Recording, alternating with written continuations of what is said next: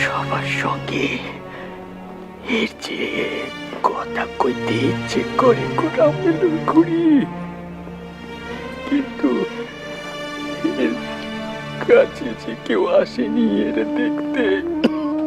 ঠাকুর, বেটারা আপনারে কত সেবা দিচ্ছে বলেন তো।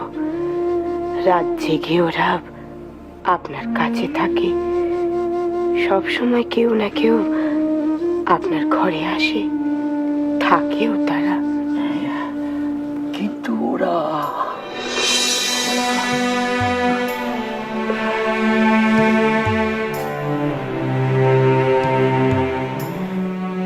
আপনি রাম, সুরেন, মনমোহন, ন্যাস্টর এদের কথা বলছেন? ঠাকুর, ওরা তো এখানে রোজই আসে, তবে যার যেমন সময় হয় তেমন ভাবে আসে। কিন্তু এ ঘরে আসবেনি তারা। কেন কেন? ডাক্তারবাবু ঠিক পছন্দ করছেননি সবাই মিলে একসঙ্গে আপনার কাছে তারা কথা বলুক, আপনারে কথা বলাক। তাই নরেন সকলকে এই ঘরে আসতে বারণ করেছে। নরেন বারণ করেছে?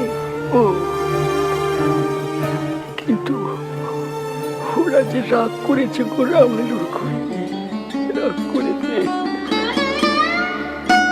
হ্যাঁ রামুলুর খুড়ি, তোমার বেটারা কি ভিন্ন হয়ে গেছে গা? না ঠাকুর না, আমার বেটারা সবাই আমার, কেউ ভিন্ন হবে না। আর ভিন্ন কেন হবে ঠাকুর?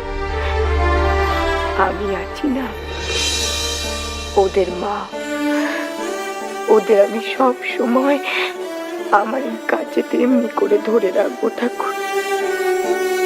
ওরা কখনো ভিন্ন হবে না। আমি সকলে একসঙ্গে আমরা মিলে মিশে আপনার নামের সঙ্গে মিশে থাকবো। হ্যাঁ ঠাকুর, আমি রাখবো তাদেরকে। তাই করো গো রামুলুর খুড়ি, তাই করো।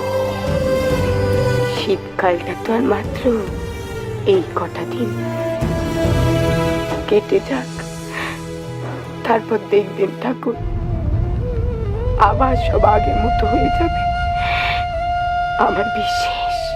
হ্যাঁ গা রামুলুর খুড়ি, ওই গিরিশে আশির কাছে শুনেছি ঠাকুর, সে নাকি এখানে রোজ আসে, খবর নেয়, আবার চলে যায়। জানো তো রামুলুর খুড়ি, সে যে রে সব কিছু দিয়ে বসে আছে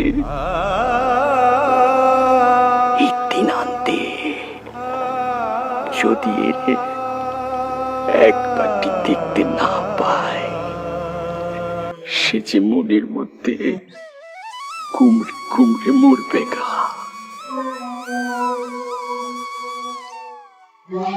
ওই লরেন রে, সে তো রামুলুর খুড়ি